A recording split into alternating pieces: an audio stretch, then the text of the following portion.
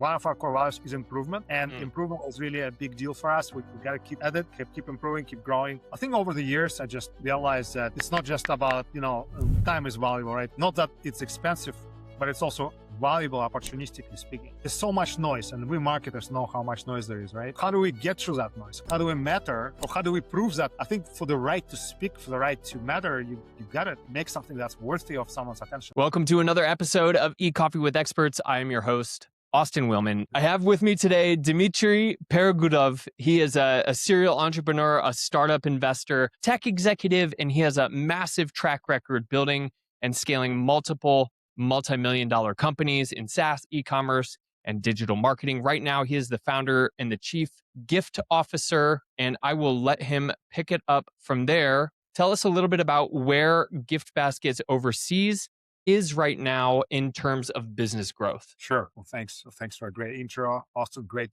to be here. The Gift Baskets Overseas has initially been started as a mostly e-commerce company focusing on selling basically what the name stands for, Gift Baskets Overseas. We have a lot of global clients worldwide, people looking to send a gift from one country to another.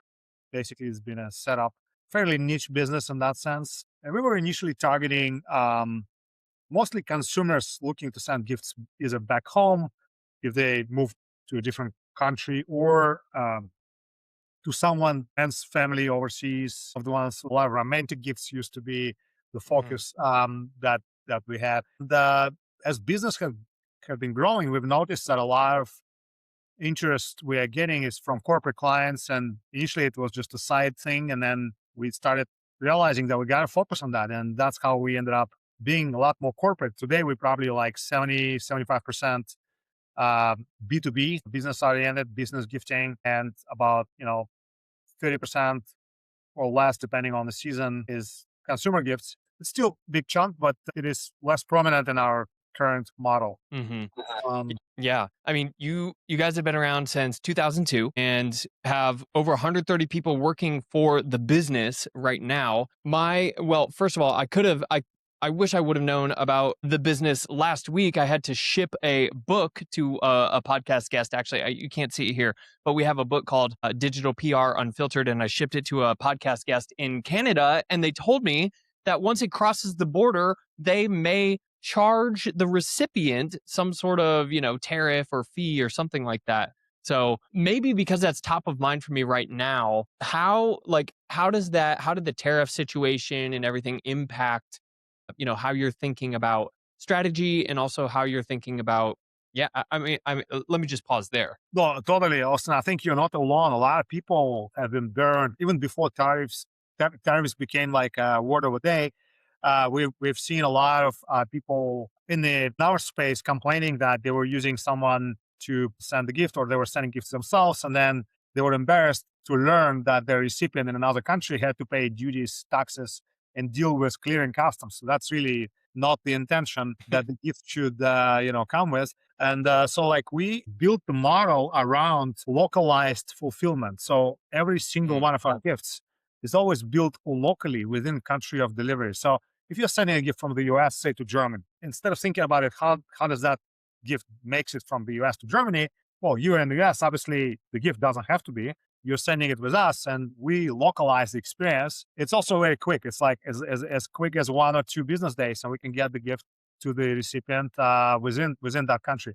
Of course, if you have a book that's specifically located in the US, then yes, it's a bit more difficult. If there is no locally available inventory, then it's a tough situation.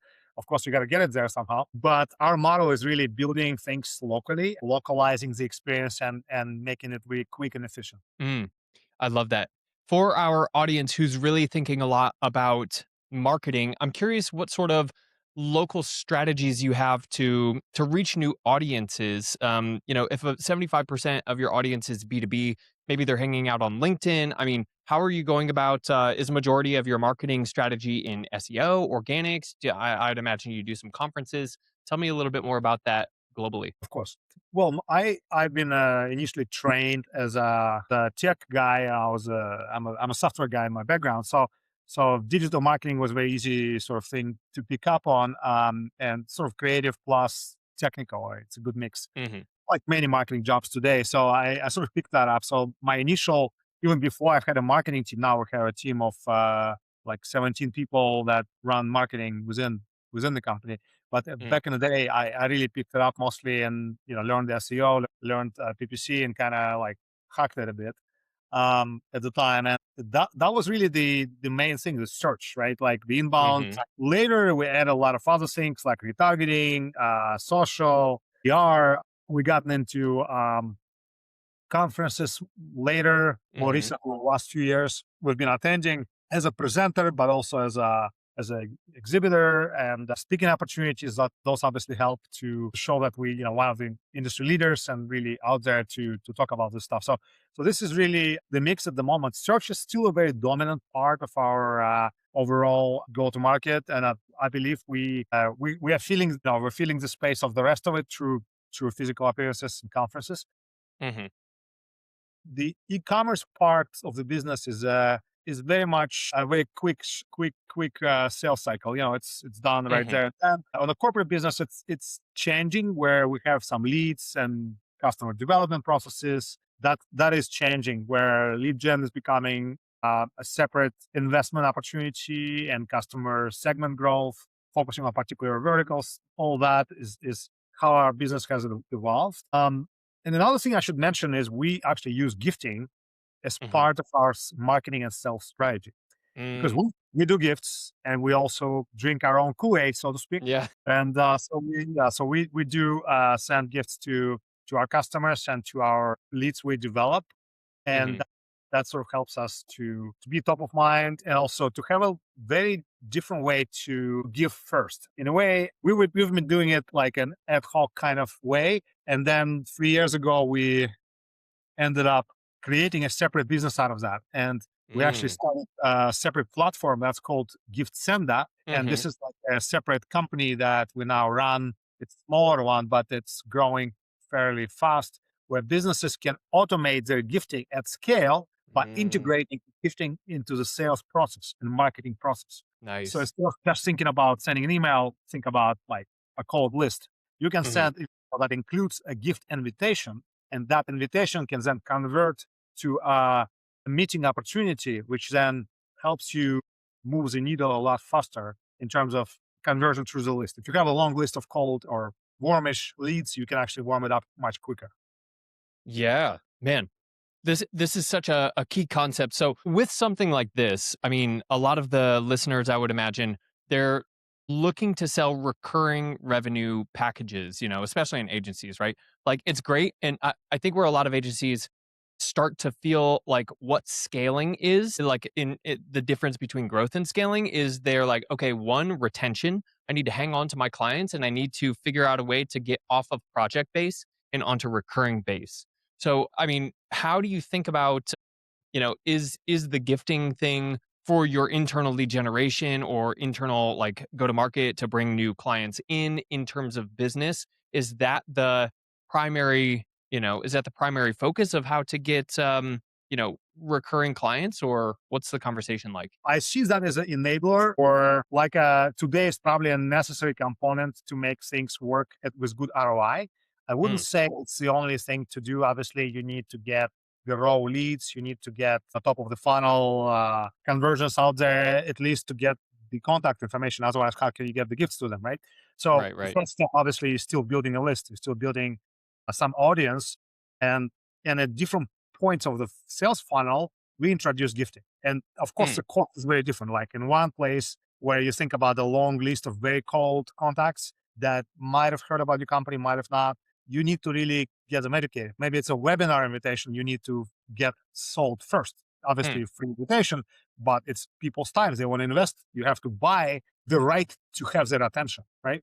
So mhm, how do you buy the right to have their attention? Well, maybe one of the ways is to send them an invitation that includes a cup of coffee, part of that webinar situation, right? So like you see an email say, hey, share the coffee with me over webinar presentation. It's half hour. You drink your mm, coffee. Here's $5 gift card for Starbucks. Enjoy it on me. And then if someone accepts that invitation, the likelihood that they're going to show up to a webinar is fairly high. And there mm. are some writers out there, obviously, but majority of the people that accept the invitation, they will actually come and have coffee with you at your Uh-huh. webinar or event, right?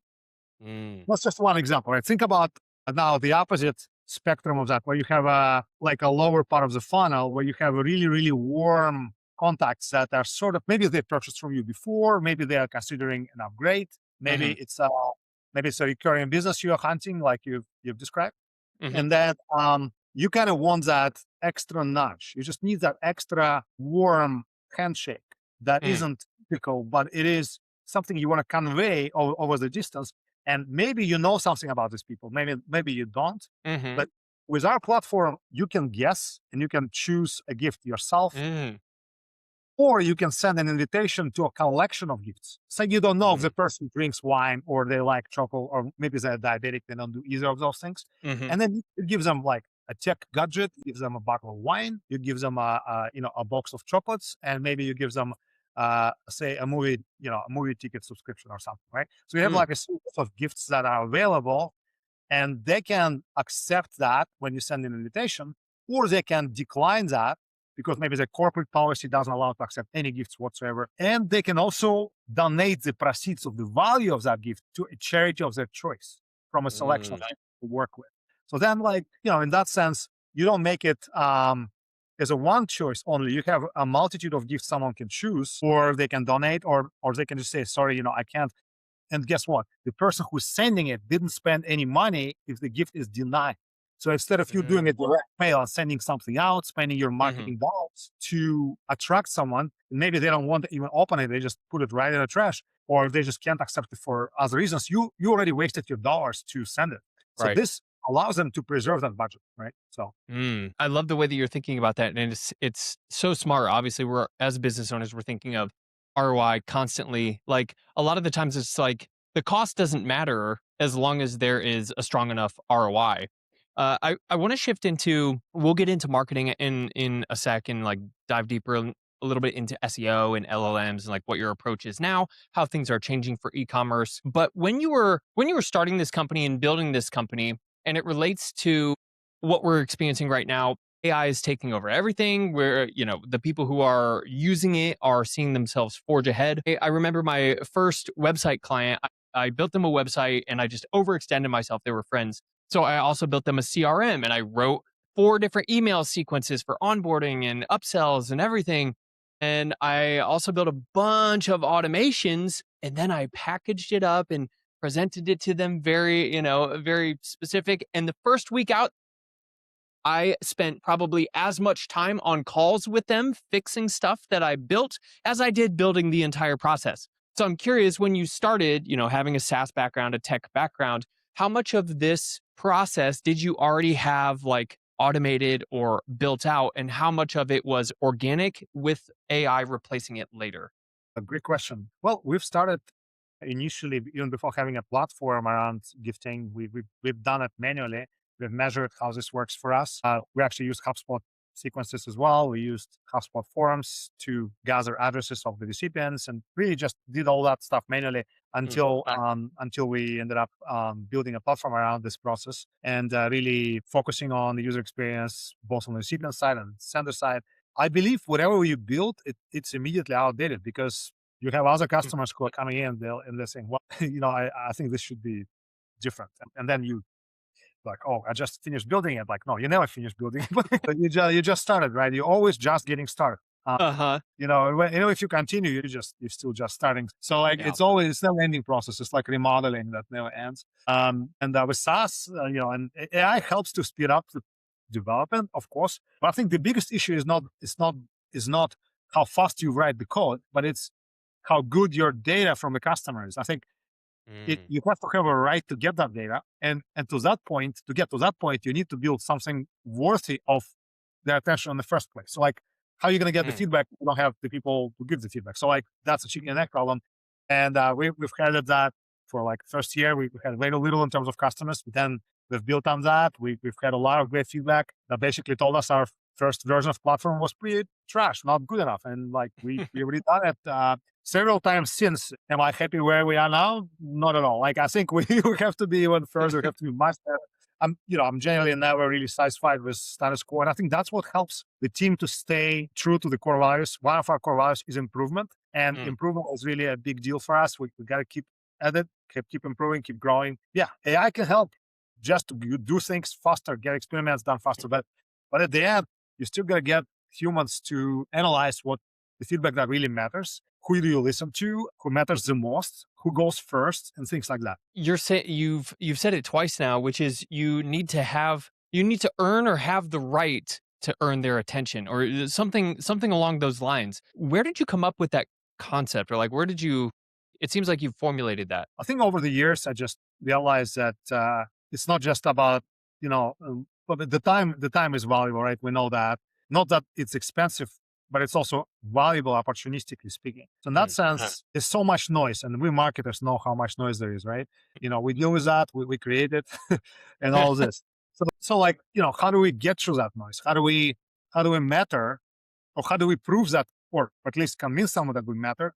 I think for the right to speak, for the right to matter, you gotta make something that's worthy of someone's attention. So I think what's his name? Forgot the writer, the Purple Cow, Steve Gordon, right? Steve Gordon. So Mr. Gordon talks about a lot of concepts in his books as well. You gotta really earn that and create the audience that cares about you. And to do that, you have to have something worthy, something remarkable. A purple cow of sorts, Mm-hmm. or at least the cow that people care about, something. Yeah. Maybe it's not as sexy as a purple cow, but Right. it worked. Yeah. Uh, man, I love that. And it's almost like if you're saying I have a bad audience, like my audience doesn't buy from me or whatever, it's like, well, you created that audience yourself, like with your own two hands. If you're putting out the content or you're writing certain things, and you're not getting the right people, like whose fault is that? You're attracting the people that you're attracting because you're the one who's putting out the content. So I'm really resonating a lot with what you're saying. So tell me Thank a little bit about your content creation. How is keyword research changing? And I guess when it comes to SEO, like where's the first place your mind goes to in terms of like what you're being challenged with right now? I think keyword research is changing quite rapidly. Although I'm not personally managing search anymore myself, we have a head of marketing that does it. But from what I know, uh, AI certainly has a long-lasting influence on the way that we work now. Although AI share of actual search is still relatively small, as we see it, maybe less than 5% of everything that we gotten organically came from ChatGPT, Grok, and so on. We Hmm. do see that growing, and taking away perhaps somewhat from the regular organic search. But I think they work in conjunction. Sometimes it's hard to know Hmm. because it's a degree of influence from AI that may get converted on the search side. So it's a bit difficult to have a very clear idea of how much influence AI really has. But very clear attribution is, I would say, less than 5% at the moment. Hmm. As far as research and prep, content development, of course, we do use some of AI in terms of research and sources, but we still have a lot of human oversight over content creation. We basically stopped hiring new writers, but uh, we still have a lot of human editorial and human oversight of the whatever we publish. So nothing goes out without the human hand added to whatever AI gives us. Hmm. Besides sources and blurbs, we still have to do a lot of gluing and the content ourselves. So it's not fully to the level where we could say, well, it's autopilot. It's a job that we created, and we are looking at that option. If can we make a super AI job that sort of does itself? Yes, we're looking at those agents and we're building those. But are we happy with what they're doing? Not so happy yet. So Yeah. we it's a work in progress. Let's put it this way. Yeah, yeah. I mean, we're seeing the same thing too. We have a lot of automations, a lot of AI, and even agents that we built internally, particularly when we're building links and doing research. But I guess the benefit that we're seeing that a lot of our competitors either don't have the capacity or bandwidth, or honestly the patience to do is we always have a human in the loop to double check, add context, and really, I think that's what it is. It's like the devil is in the details, but so is the opportunity. And if you can have somebody that speaks the language of your clients, they know the vernacular, they know, yeah, they absolutely can change one word to something that matches a little bit better. It makes all the difference because those effects compound. You were talking about, your attribution from LLMs, ChatGPT, Grok is less than 5%. Do you notice Well, tell me this before I ask the question. How do you gauge the quality of a customer, like the quality of a client? Is it LTV? Is it like, is there something a little fuzzier? How do you gauge? Well, LTV is part of that for sure, or maybe the expected LTV, Hmm. industry specific. Our customers typically, at least on the e-commerce side of things, they're typically companies, maybe mid-market, could be SMBs, but generally it's mid-market, some Hmm. enterprises that have either clients that are geographically distributed or employee base that is geographically distributed, and they're basically the right fit because it's difficult to do what we do on their own. We are Hmm. basically saving their time. We're selling the convenience of one-stop shopping for gifting worldwide. Really, it's 200 plus countries. So that's really Hmm. what to do on your own, and we are a good solution for customers like that. So for us, the valuable customer is the one that has that need. I would say 3+ countries on their list of Hmm. potential results, and they typically don't want to do it themselves. And so like that's kind of our qualifier on the SaaS side and Giftsenda platform.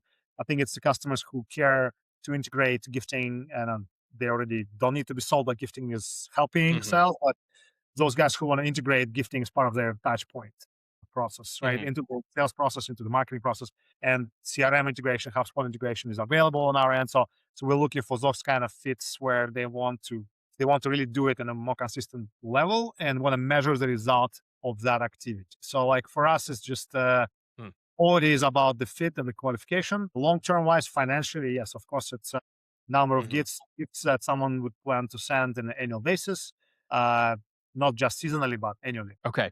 So knowing that data, you mentioned that LLMs are delivering as of now 5%, although it's growing as a client share of your total clients. My question was, are the 5% that are coming through, like what is the quality of those clients, knowing that they've had more engagement maybe with your brand or with their problem and finding solutions? That's an excellent question. And an honest answer, I have no idea at this moment. Yeah. But that's a good question. I'm going to ask right after this, right after Uh-huh, right. marketing, folks. So you just taught me, a great question to ask, because when you ask the right questions, that's really the goal, Maybe right? I lost you. So thanks for that. So I'm gonna Yeah. write that down, and definitely a good one to know about, because if quality is different, hopefully better, Yeah. that's certainly a good reason to invest into more into the marketing on the AI side and get Mhm. that OM thing much more. Yeah. Yeah, definitely. And I can't even take credit for that. It was, I can't remember who it was, but, yeah, kinda like the Seth Godin purple cow. I have my own version of that, and that's me asking you about that. But, yeah, I heard that from someone else where they were saying exactly that. We've had less website traffic, LLM traffic has increased, and the LTV or the opportunity value of the ones who come from LLMs is higher. So, or at least it may not have even been LTV. I think it may have been conversion rate was higher Hmm. from LLMs, just again because they've taken longer to nurture. So, Well, it's um, believable. It's hard to measure if that's the only touch point. That's really the biggest yeah. issue. Last in, is it last touch or not? Like if we're measuring last touch. Yeah, good point. I think that's worth at least if they were touched by LLM somehow, is that the better deal? And if that's the case, how do we get more people like who've been touched by it, right? Oh, Hmm. Hmm. yeah. We were having I was having a conversation earlier today about how do you measure, like, I'll ask you for the health of your business, like in 2026, what are the key KPIs that you are most interested in? Well, financial ones are obviously getting more. Well, the order average order value is one of those. We want to make sure we deliver better value, but also keep more value on the order side on per order basis. Definitely value per customer, and on an annual basis is what we measure as well. How that changes from year to year, Hmm. and collectively those measures will come. Will really come into financial KPIs that we care about the most. The other ones, other than that, obviously CPA is a concern. It's a bit all over the map with various things. We're seeing that in some areas it went through the roof, some areas not so much, Hmm. a bit inconsistent. But we realize we need to shift some budgets away from PPC to developing the AI-based algorithms that will help us be more organically found. And I think organic SEO has always been part of our map, and we've invested over the years. We've certainly grown from that quite a bit, Mhm. and I believe that's another cycle where we need to invest again. Yeah. Yeah, true that. And that's what I'm hearing a lot too is like PPC costs have risen, CPAs are way up. So how do we, it's almost like I wish we would have planted the tree years ago, or maybe we planted a tree a long time ago in terms of like SEO, developing, processes and everything, but we didn't water it as much as we should have. And now we're like trying to dump 10 gallons of water onto this little sapling and hoping that it becomes a massive oak tree in the next year. So yeah, perfect. As we wrap up here, is there anything that you feel like we should have talked about that we haven't yet? Well, maybe just the team culture part. If Mm, people care about that, that's certainly important one for us. yeah.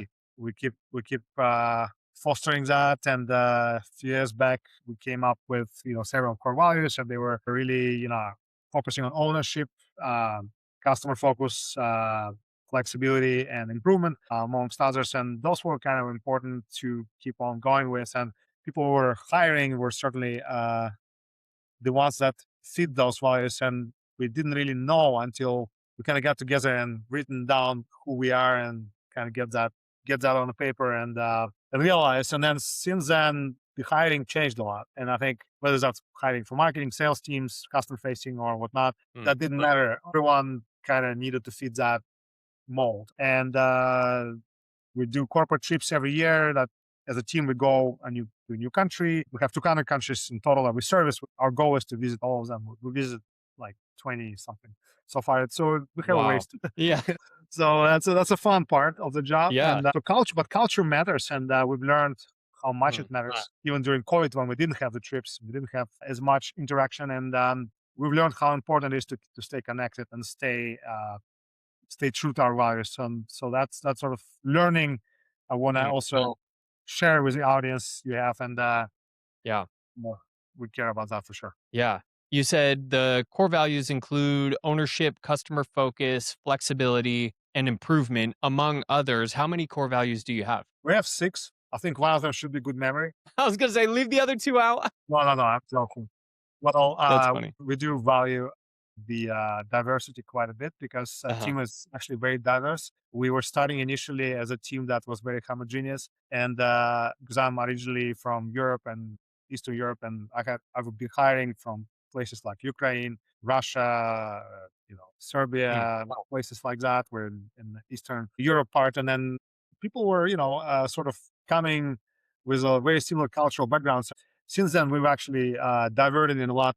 We have a lot of people in Latin America, South America. We have people in mm, Brazil, Colombia, Mexico as well. Now we have people in Japan, Vietnam. We have part of Asia. Actually, it's wow. the only continent we have no people on is Australia. In addition to that, we don't have anybody on the North Pole, which is tough to cover.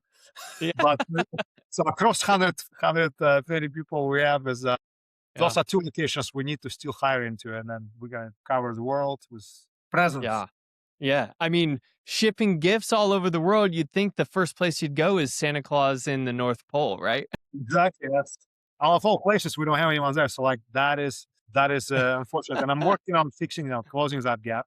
As long as there's internet out there, we're gonna figure that out. Right, right, exactly. Well, man, I wish we could keep going, but I'm conscious of time. I know you probably have another meeting to get to and one of your businesses to run. Where can we find more about you online and about the businesses that you're running? Of course. So yeah, so we are pretty active on all the social media, Facebook, X, and LinkedIn. So if you Hmm. put in gift baskets overseas, there's a hashtag before it or without, will pop up.